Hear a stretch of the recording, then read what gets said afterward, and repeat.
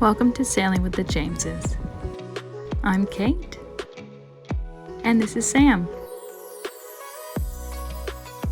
And this is our daughter Charlie. A couple of months ago, we sold our house and all of our belongings and bought Endless Summer, a 55-foot Bruce Roberts yacht.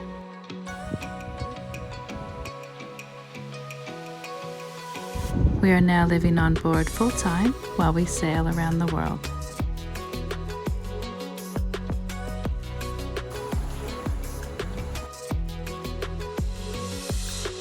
Follow our journey by pressing subscribe.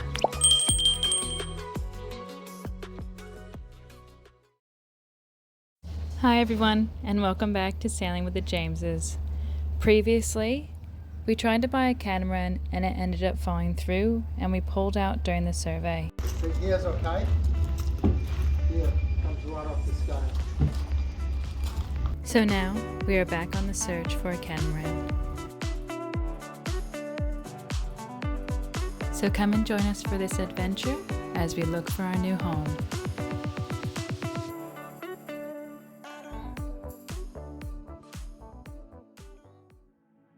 We've contacted a few brokers in the area to see what catamarans are available. And there's a few that we are really interested in, and we are excited to show you. This is Adiago. She's a custom Morrelli and Melvin design. And she was built in New Zealand, launched in 2000, and she's a 52-foot catamaran. We absolutely love her interior layout, from the master cabin to the guest cabins, to the showers, toilets, and she even has a space for a washing machine and a dryer on board.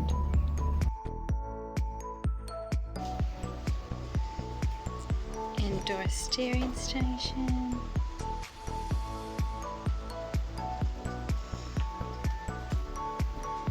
Windlass controls. Love the U-shaped galley, but this boat has definitely been a boy boat and this refrigerator would have to go. Love the electric cooktop and the lithium-ion batteries. There's lots of room for prepping. And this boat has a dishwasher, which we really wouldn't find useful for us. Nice large sinks for washing dishes. And love that the bin is underneath the countertop to hide smells, and large sitting area for eating. And these are the bathrooms I was telling you about. So it's got a separate shower from the toilet, so when you take a shower you're not getting your toilet paper wet, nor are you getting the toilet seat wet, which was a big requirement of mine. And lots of storage for toiletries here. In this section there's a laundry combination tool room on the boat with plenty of storage for lots of tools, which will hopefully allow us to have the ability to fix everything on board and keep our costs down, complete with the advice here, which I really like. Then you've got the through bathrooms back to the master cabin, and this is on the starboard hull with the separate shower. Smoking. As with all boats, there's going to be a few things that need to be fixed. Every boat you buy, there's no such thing as a perfect boat, so yeah, we'll see what else we can find that might need tinkering with.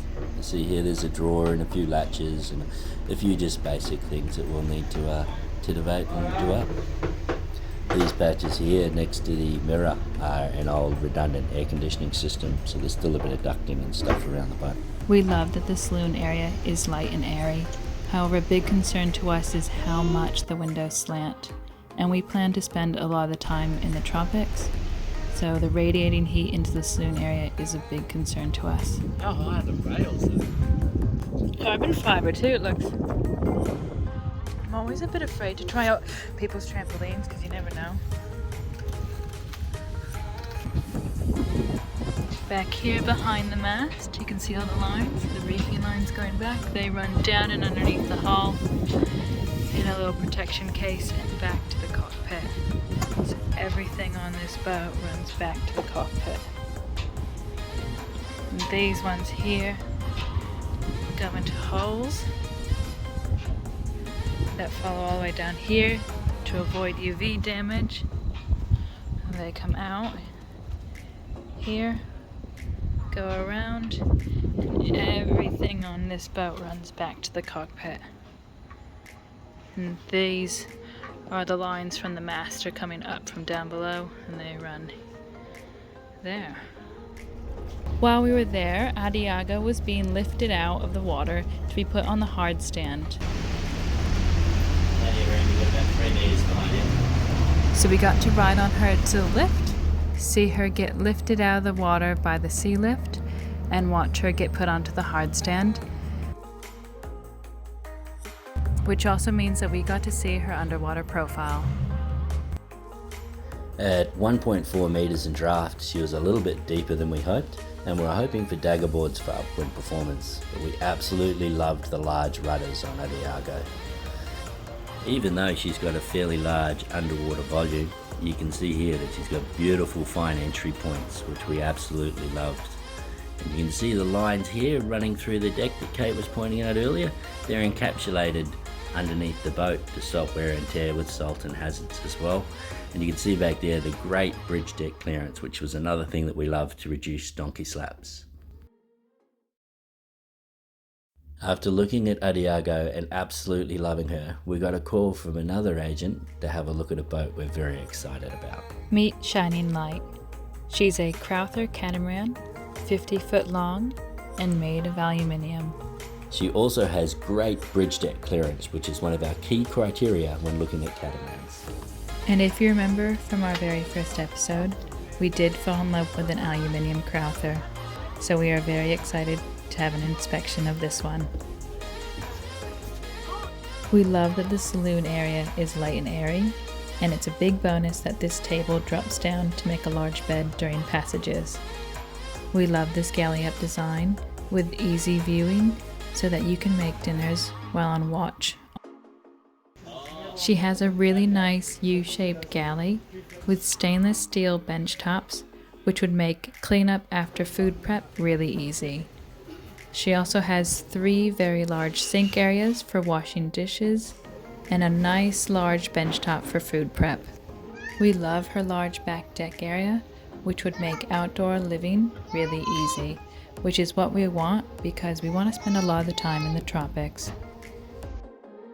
She's got a large laundry area with 2 taps, one on either side, large space for a washing machine, lots of storage, which is amazing, and she's got a space to dry your laundry inside for those times where it just keeps raining days on end, or to hang your delicates inside. She was built by a family with family living in mind. That's where all these little creature comforts come from. She only has 1 toilet on board, but she does have a separate shower. She is a 4-cabin layout, all with queen beds. The downside is that the beds run sideways instead of front to back. But the bonus is that she's got lots of headroom so you can climb over to use the toilet during the middle of the night. On deck, we really like that there's lifeline nettings running across the bow. She's got a nice solid open foredeck for Charlie to run around and have a bit fun with. We love that this boat has really great lifelines and gates. They're some of the best that we've ever seen, and it's important to us because we have Charlie. Hey guys! So today on boat shopping, we are excavating. So we're staying with family at the moment in the Gold Coast, and they are redoing their yard. So when they said that they were hiring a digger, we jumped at the chance. Because Sam is having a blast. So you can see the front yard. Completely dug up. And Charlie is just below, playing in the dirt. So we're taking a break today from boat shopping. We've seen 5 boats in total. 3 are our favorite, and we have seen 2 out of the top 3 times. Just wanted to see them multiple times before we make a decision, and we're waiting to see the last boat another time, which also happens to be our favorite boat. So once we're able to see it for a second time, we will make a decision, and hopefully we'll have a catamaran soon. But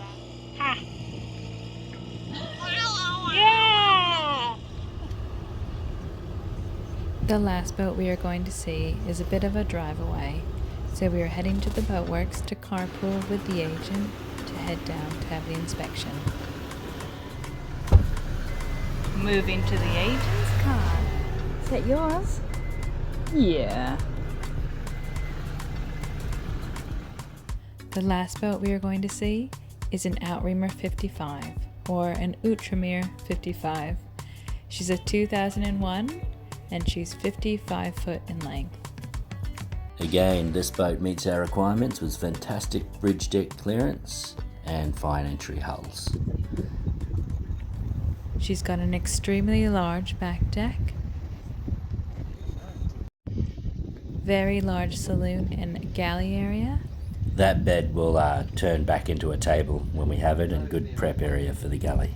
And as you can probably tell by the number of times we've videoed this back deck, we quite like it. She's the 5-cabin version of the 55 Outremer. And because she is a performance catamaran, her hulls are a bit slimmer than the normal ones, so it's a bit tighter walking around. Where's Charlie? Where is she? There she is! There she is! Shall we go see the bedroom behind the toilet? Yeah. Good job. This is the starboard hull, and we'd make this into the owner's hull. At the aft here is what we would make into our master cabin. At the moment, the bed is an east-west bed, which means you lie athwartships or sideways. The problem with that is in order to go to the restroom in the middle of the night, you've got to climb over each other, and that hatch is a little bit small for me to sneak out of and go out onto the deck. So therefore, we would have to modify that bunk. Yeah? Do you like it? This is the shower. No. Yeah. Yeah. You can see the water? Yeah. Yeah. These are the stairs heading down to the port side. As you can see, I'm looking underneath the floorboards here. Every boat that we've looked at, I like to lift the floorboards and just have a look at the condition of the bilges, and usually it's an indication of how the vessel's been kept a bit behind the scenes, and it's where all the water and things will collect. You can see this bunk here. This is the bunk we'd planned to put as Charlie's bunk. The reason being is it's easier to close off at the front, and it's a midships, so it gets the least amount of movement. So she'll be the luckiest one out of all of us. This boat's profile is absolutely fantastic. You can see it has nice, beautiful, fine hulls, quite large trampolines. That's to keep the weight down up forward. A lot of the times with catamarans is they drive their forward hulls down into the water a bit. So if you keep the weight off there, that'll reduce that from happening. It's got quite a large rig for a vessel of this size, which will enable us hopefully to sail in nice light winds. It's got forward opened hatches going into the saloon area, which we absolutely love. Another one of my favourite features about this vessel is that it has a self-tacking head sail. And you can see at the base of the head sail there is a little white box, and that box means it's an electrical furling head sail. So you push a button, ease the sheet, and it puts it away. And when you're sailing along and you're close hauled and you want to change tacks, it does it all itself. This back deck area can be fully enclosed, which is awesome because on those rainy days, you can enclose the back deck and not get wet. It also steps down into the cockpit, so it's easy to contain Charlie while we're sailing along. And if you look at those sugar scoops, they step down to the water really nicely so that when we get into the tender or the kayak, Charlie doesn't have far to go. When you're looking at boats, everything is a compromise. And we looked at 3 absolutely fantastic boats, but they were all quite different. And what that did is it made us fairly confused as to exactly what we wanted and what was exactly the right way to go. So we figured the only way to sort out our thoughts would be to sit down and have some sushi. Oh, really? You think that one there? These ones are good. You want to try this one? Oh, these look really good with avocado. You want to see how fresh the avocado is? Want some potatoes?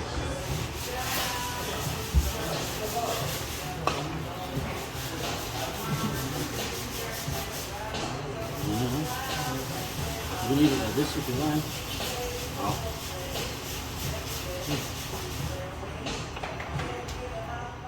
Join us next week as we try and unravel the mystery as to which will be the best catamaran for us. Feel free to put your thoughts on the comments below, as it'll hopefully help us come up with a decision. And don't forget to hit like and subscribe to follow our journey.